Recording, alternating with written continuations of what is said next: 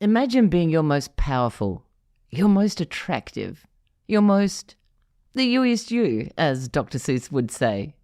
Have you ever wanted to look into your unique strengths and look at how to harness them for personal and professional success, rather than be constantly chasing and trying to fix your weaknesses? Wouldn't that be great? No more self-recrimination, never feeling like you're doing the right thing, replaced with the joy of concentrating on the things that you're actually really good at. In today's episode, we're discussing the strength-based approach to introversion and sharing strategies on how introverts can maximize their natural strengths. Tell me, are you an introvert? How many introverted people do you have in your life? Have a think about it. Partners, siblings, children, parents, friends. We're also going to be looking at growth mindset. Have you ever heard of this concept? You'll learn what this is and how adopting this mindset can lead to continuous improvement and resilience. And lastly, we'll be looking into the term highly sensitive person, HSP, and the connection to introversion. What does it mean to be an HSP, and how can understanding this trait help you navigate the world with greater ease? If you're an extrovert listening today, this will give you the power and the knowledge to build successful communication with your opposite preference. I'm Kate Mason, and welcome to Parenting and Personalities. This is the podcast that connects you to the ones you care about the most.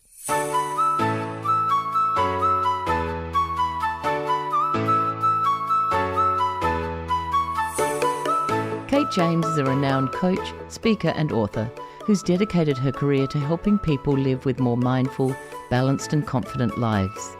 Her latest book, Quietly Confident, is a powerful guide that explores the profound strength found in quiet confidence and how we can all harness this quality to lead more fulfilling lives. Please join me in welcoming the incredibly insightful and inspiring Kate James.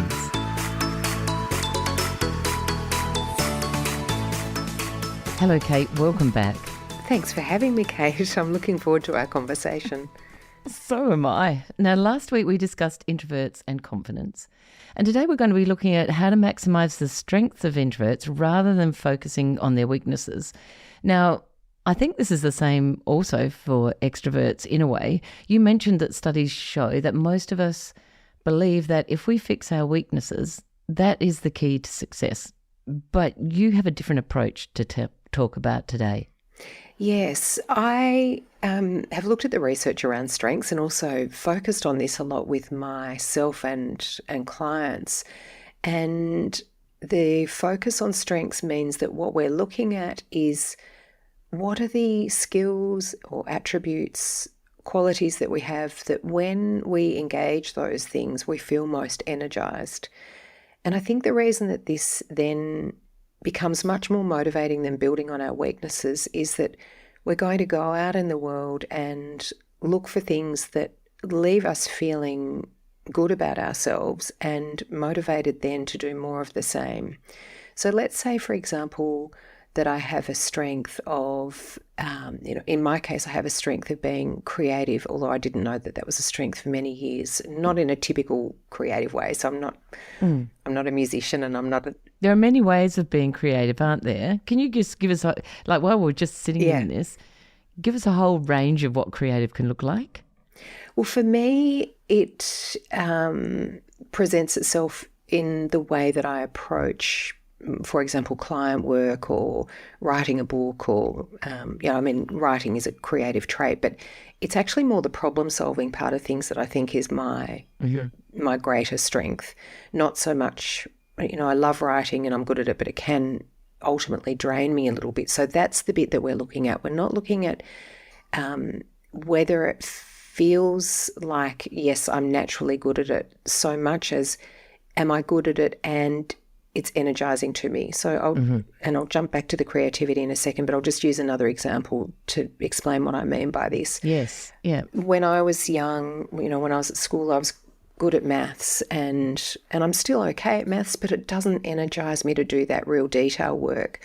So I think that sits on the opposite side of the big picture stuff, which is creativity. I mean, maths can be problem solving. So it's sort of looking at what aspect of that is energizing for you. And so for me, problem solving is one aspect of creativity that I really love. But then I look at small things like, being out in the garden and thinking about how I put a garden bed together. And I certainly love cooking and approach that with a degree of creativity. So when we're starting to think about our strengths, we are looking for those things that come naturally to us, that energize us. But there's an extra piece that I want to add in here, and that is that very often when we're using our strengths, we won't even really be aware that those things are our strengths because they come naturally for us. So again, just using an example from my own life and with a client, when I very first started coaching, I did my first client session and I got off the call and I thought, oh gosh, I don't know that I'm any good at this. I just had a conversation with her. I don't think I did very much at all, and I don't know what I was expecting. But she emailed me a little bit later and she said, "Thank you so much. That was just so enormously helpful. And these are the things that you did that helped most." And it was that reflection made me aware that I have this strength of problem solving, but I also have a strength of being present and being able to listen well. So because it comes naturally to me and therefore I'm maybe less able to see it, I might downplay that strength. Right. And so it can be really helpful for people to do either a strengths test online. One of the best, I think, is strengthsprofile.com. And I would recommend taking the introductory profile, which is paid. It's about $25 or maybe $30 Australian, so that you can see your strengths on paper. Or possibly taking the MBTI, the Myers-Briggs. You can do that at 16personalities.com. Or alternatively, emailing 5 friends, and this is a really fun way to do it, emailing 5 friends and saying, hey, I've got this project that I'm working on about identifying my strengths. Can you email me back and tell me, what do you think my top 5 strengths are? I love that. And yeah, it's a great thing to do. And people will tell you things that you're surprised at because, as I said earlier, often we kind of downplay our strengths. But yeah, focusing on weaknesses, which is, where you began, I think the reason this doesn't work is because it's not energizing for us to use our weaknesses. So I have a weakness of attention to detail. And the minute that I get caught up in that, sort of looking at a really long list or, reconciling the BAS and things like that, they're just not my favorite things. Yeah. I feel very depleted of energy. And in my experience, and this is what the research says as well, that's most likely not going to change over a lifetime. So far better if I can recraft my role at work so that I'm either outsourcing those things or somebody else is taking that on and I'm taking something from them that is a weakness of theirs but a strength of mine. Very important, because I think people should actually have a conversation with each other about that, particularly in a family environment or even in a work environment, because it is so true. You talk about not being able to. I'm a detailed person. I'm not a structured person, but I am a detailed person, and I quite like the detail. And I struggle to use my imagination. So what I do in life is I find my INFJs or my big picture friends, and I squeeze their brains. I say, all right, I've got this situation happening. Give me some ideas.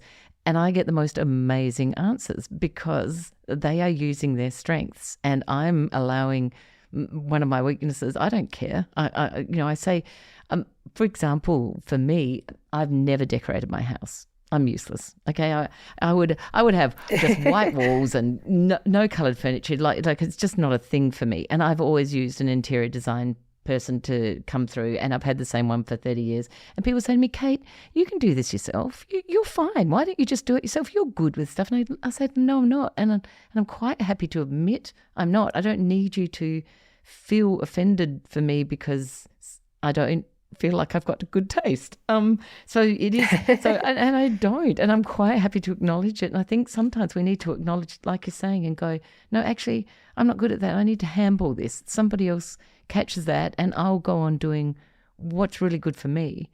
And I love that idea. I often say in my workshops, I don't know whether you agree with this, that though sometimes our strengths can become our weaknesses. So say a strength for me is talking.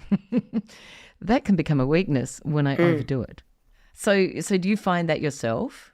Yes, absolutely. And the work of positive psychology refers to this and says that when we overuse a strength, we can be de-energized by it, or it can become draining, actually. So the one that you've talked about is talking. I think it's sort of having that awareness that there might be an impact on other people. It might not drain you personally to overuse that strength, but let's say, for example, that you have a strength of kindness and generosity.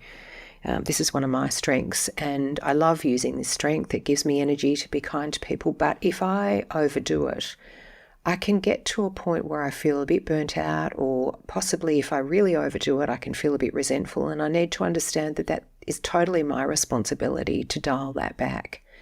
So we want to just notice, where we're overusing. Do you teach people this in your coaching? Because I think that's a really valuable thing for people who are carers, often become resentful and a little bit martyred. That, a bit of martyrdom starts coming about because they're giving so much they don't know how to pull back, and they want more for what they're giving. Yes, absolutely. And I think the thing with using our strengths is that we want to have some boundaries in place to think about at what level. It's so tricky. I mean, it's a balancing act with everything in life, isn't it? But it is. At what level can I use this strength where it feels like it is energizing, and at what point does it become too much? So I've kind of reached the conclusion in my life that with everything that we do, all of our choices in life, we need to be checking in from time to time. How's it going? What am I doing that's working well? It can be the same with our values. We can overuse a value, and the VIA Signature Strengths Survey is a really lovely intersection between values and strengths, because the VIA part of it stands for values in action. So to look at that as a tool as well, that's another free online tool. Yes, I've used that. And you might notice that there are some at the top of the list there that you are potentially overusing, and maybe some that are lower down that you can use a little bit more of. For example, when you're an INFJ like I am, and you're a deep thinker, and you're sort of fairly serious in the world, the strength of humour for me sometimes comes about halfway on the list. And I think I can bring that up a little bit, even though it's not my strongest, it's a good one to lift, and to be a little bit lighter can be enormously energising too. I agree with you. I think for the listener, all of these things are really important additions to your your kind of file on life, file on people. I always say to people, there are so many layers in people that we need to understand so much, but there's so much out there to learn. And the three things that you've mentioned are really great things to just pop online and check it out and have a look. Humour was my number one on my VIA, but I did it a while back. But all I could remember was it was so true of me. The first 5 were so true of me. So I think that they are really great things for people that are looking at learning more about themselves, to have a look at. That's really important. Now, let's talk about growth mindset. Everything today is about growth mindset. And I know, look, I'm getting older and I'm learning so much more. So all the neuroscience around the brain, can you talk to us about that? So growth mindset comes from Carol Dweck's work, and her book is called Mindset. She identified, and this is, like everything, it's a simplification in a way, but she was really just looking at the different ways that we interact with the world. She identified 2 types of mindset. One is fixed and the other is growth. So fixed mindset people believe that skills, attributes, qualities are kind of set in stone. I'm not good at art, I am good at maths. Growth mindset believes I'm not good at that yet. So essentially with growth mindset, you have the belief that wherever it is that you want to grow, you are able to attain those skills with practice. And I love this because I think that it's very true, and I have certainly experienced it in my own life. I about a decade ago, I decided that I wanted to learn to draw, and I went to a drawing class. And in the first, for beginners, it was a drawing class for beginners, and I was an absolute beginner. And in that first class, the teacher asked us to draw a chair, and drawing a chair is not that easy when you can't draw. You've got to get perspective right. And so we all did the drawing of the chair. We put them down on the ground, which was requested, and mine was by far the worst. And all the others were definitely not beginners. And in my fixed mindset thinking, I went, you know what, I'm too embarrassed. I'm never going to do this again. I'm not coming back for the rest of the 6-week course. I'm just going to leave and call that a day. Yep. And I left, and I realised that growth mindset is actually about being in the discomfort of learning. So fixed mindset people want to play it safe, and they don't want to embarrass themselves by, having their training wheels on. Anyway, I went back to the class. And after the 6 lessons, Could you draw a chair? I can honestly say I was the most improved. I wasn't the best artist, and I never will be.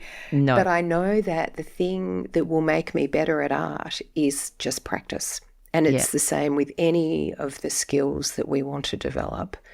It's leaning into the discomfort. And her work was actually initially with kids, and one of the things that she recognised is that we live in a culture that very much rewards success. So, wow, you did well, you won that race, rather than rewarding effort. And I love this, and I think that if we can do this for ourselves, I feel proud of myself that I went back, that I gave it a go, that I practiced drawing twice a week.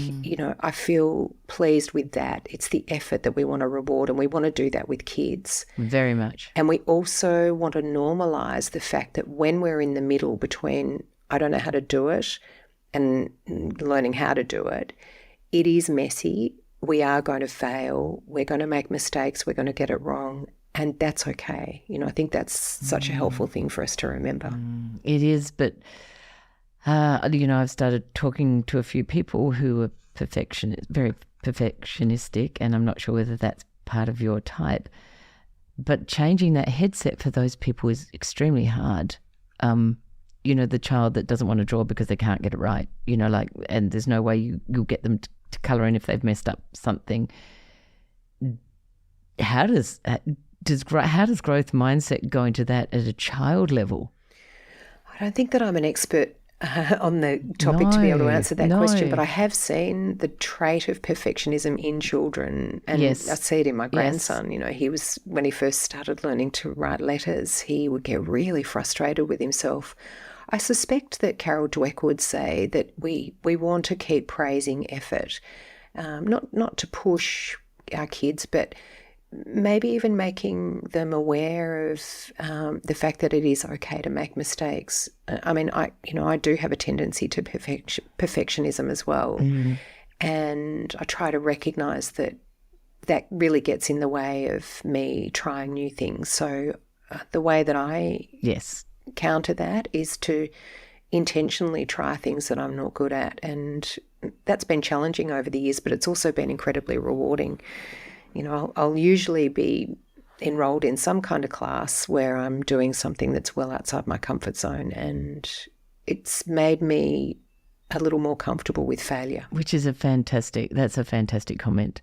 And it's so interesting because my friend who's an INFJ, similar thing, she said, I know I'm a perfectionist, so she's doing pottery, and she's not doing well at pottery, but she said, I know I'm never going to be perfect, but I'm going to keep going because I know that this is really good for me to not do well, So she's gone to a second lot and she's improving. And she said, I'm challenging myself, so similar to what you're saying. I'm challenging myself on this.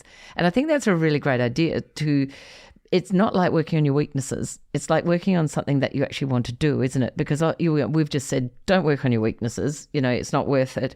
But if you're even not good at it, but it's something you want to do, that's a different focus, isn't it? Yes, I think the distinction between the weaknesses and then something in this category, for example, that we're talking about, so it's creativity, but it's a different form of creativity for me. It might be what falls into the arena of, in the strengths profile, the strengthsprofile.com website, an unrealised strength. So there's a little glimmer there that might be energising to me, but I haven't brought it to life yet. So Right. I have had, I've talked about on the VIA, I've had humour about halfway down, and humour's been in my unrealised strengths category with Yep. the Yep. strengths profile. And to bring that to life a little bit, again, it might not feel really natural, but I know that it is actually going to feel energising. Yes. So I think that distinction's good. Yes. Yeah, I really understand that. Now, a lot of people don't only identify as introverts, but also as highly sensitive people, or HSPs. Now, can you tell us what this term means? How does it relate to being introverted? And how can we see it perhaps in our children, in our partners? And how do we relate to those people? Yes. Big question, sorry. No, that's okay. I'll do my best to answer all aspects of that. It's a term that was coined around 30 years ago, and a lady called Dr. Elaine Aron is a psychologist who's been researching highly sensitive persons for about 30 years. And she actually suggests that it's a trait that is not just found in humans, but also in 100 species. So it's, it can be in animals as well. And I know I've had a dog who's a highly sensitive dog. So when we start to look for this, we see that, within different groups, there are, these attributes of sensitivity. It is maybe most easily described as a person who's really empathic, who observes what's going on in the world really well. Quite often highly sensitive people have really good social skills because they can read people well. Right. They're often gentle and kind, intuitive, can see the good in people, but also are very much affected by things like violent TV shows or watching too much news. So these are the attributes that we can look for. And then the latter part of your question, I think, was how we interact with those people. Maybe just the awareness will be helpful, recognising that those people are going to be affected by things that you may not be affected by. So, for example, my husband's an introvert like me, and he's also highly sensitive. And he doesn't love going to noisy restaurants or cafes. He finds it really overwhelming. I'm probably less affected by noise, although I can get to a point where, there's been a lot of noise around me and I'm really looking forward to some quiet. But I don't love being in environments where there are really bright lights. It seems like such a small thing, but those sorts of traits are kind of innate in highly sensitive people. So if you come across someone who has this sort of sensitivity, rather than making them wrong, you might recognise that it's a genuine thing. And actually going to Elaine Aron's website, which I think is hspersons.com. But anyway, if you just Google highly sensitive persons, you'll find her. She has a test there that you can take to find out whether you are highly sensitive. And I found that really enlightening to understand that, okay, this is a thing. So do I, because I've got to admit, I've they're a bit sensitive, this type of stuff. And even the comments you say that your parents made to you about being sensitive and, kind of you just have to get on with it type of thing. We had a very different look at the world at the highly sensitive people. There was never that thing. And also, as we discussed prior to the podcast, sometimes this highly sensitive people are being misdiagnosed with conditions that possibly they're not. They might just be very sensitive. So sometimes we need to pause and really look at the person and get to know them well and understand perhaps that whole highly sensitive area before we start worrying about them, because parents worry when their child is like that. That's a real parental worry of, oh, my child doesn't make friends, they're not with people, they're always worrying, or they get upset really easily. And having the tools to handle and know who that child is, or even that adult, like you say with your husband, is really important. Yeah, and in my own experience being a sensitive and introverted kid in an extroverted family, I reflect back, what would have been most helpful, and it is just the sort of being able to see that person for who they are and validate. It sounds like that's your experience. That's half the battle is the acknowledgement, just noticing. So it seems that, that encounter that you had at school today was difficult for you. Tell me about that. Is a far more effective way to deal with a child rather than going into, and this was my inclination before I'd done all the work, my inclination was to try to problem solve because I'm good at problem solving. But to jump in and say, well, did you try this or have you thought about this? And that's invalidating. So the more that we can be with someone where they are with their experience and make them feel seen and heard for who they are, and then help them to come up with their own solutions, the more that builds their sense of self-worth. I agree with you, Kate. That is so, so true. And that's something that is just a new learning for myself as well. And I think that people, if you're listening now, you really need to take this on board. It's only something that I've done now as an adult with my adult children. Realize that as parents too, we're always telling our kids what to do. And we forget that they're actually people with their own identities and, their own thought patterns. And I myself my son would come in and he would say work was terrible, I'd say, come on, it can't be that bad. You get well paid for it. Not every kid in your class can be that bad. And I read the book, How to Talk to Your Kids So They'll Listen, How to Listen So They'll Talk. And even though it was for little kids, so I changed my whole thing and did what you did and got curious and said, wow, that must be really tough. So tell me about it. How bad was your day? Oh my goodness, the response changed totally. And in the end, he actually finds good in his day. That I just think that's gold for everyone, because I think that most of us enjoy helping people out. No, we should do this. Should's a huge word. You should.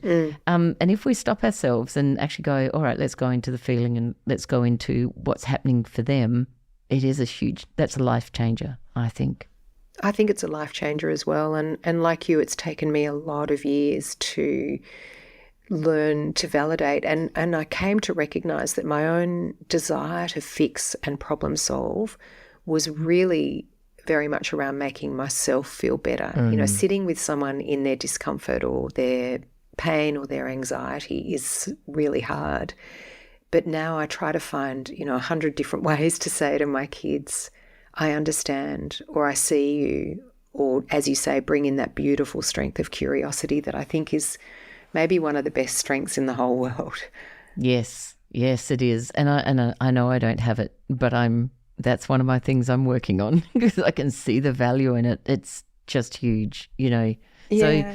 So, I suspect you do have it, Kate. I mean, you're here asking questions, so I think you probably do have more of it than you realise. It's probably on my strength. One of those ones where your humour is, I'd say it's sitting in there, but it is something that I do want to bring forward. And I just think knowledge is power, and the more you know and the more you want to use what you find out, the more important it actually is.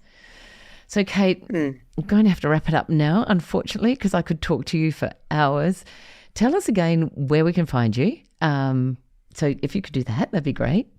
Thank you. I could talk to you for hours as well. They're very meaningful conversations that you're having, Kate.